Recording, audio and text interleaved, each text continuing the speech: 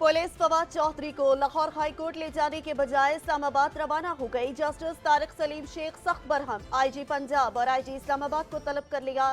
कहा, मुझे अपने हुक्म पर अमल दरामद कराना आता है। फवाद चौधरी को शाम 6 बजे हर सूरत पेश किया जाए।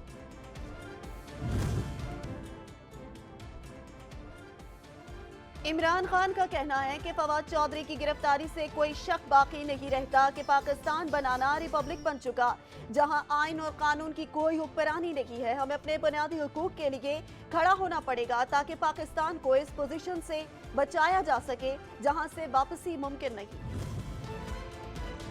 इमरान खान को गिरफ्तार करने के हवाले से हुकूमत मीटिंग कर रही है। शेख रशीद का इंकशाफ, कहा, कल भी इमरान के साथ था, आज भी साथ हूँ और रहूंगा। अवाम महंगाई और गुर्बत में पिस चुकी है। हुकूमत में शामिल जमातें अवाम में जाने के काबिल ही नहीं। साबिक सदर आसिफ अली जरदारी को एक और बड़ा रिलीफ मिल गया। एहतसाब अदालत ने समाअत का दायरा इख्तियार न होने पर रेफरेंस वापस भेज दिया। आसिफ अली जरदारी और दीगर के खिलाफ पाक लेन रेफरेंस पर महफूज फैसला सुना दिया गया। एहतसाब अदालत ने दलाइल सुनने के बाद फैसला महफूज कर लिया था।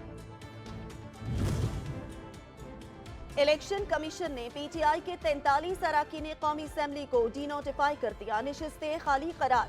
स्पीकर कौमी असम्बली ने पीटीआई के 43 अरकान कौमी असम्बली के इस्तीफे मंजूर करके इलेक्शन कमीशन भिजवाए थे। पीटीआई अरकान ने इलेक्शन कमीशन से डी नोटिफाई।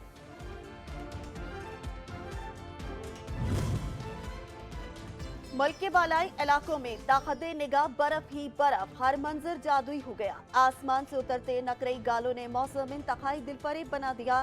सयाहती मकामात पर सयाहों की बड़ी तादाद में डेरे डाल दिए। सयाहों के वारे न्यारे हो गए, खूब हल्ला गुल्ला किया।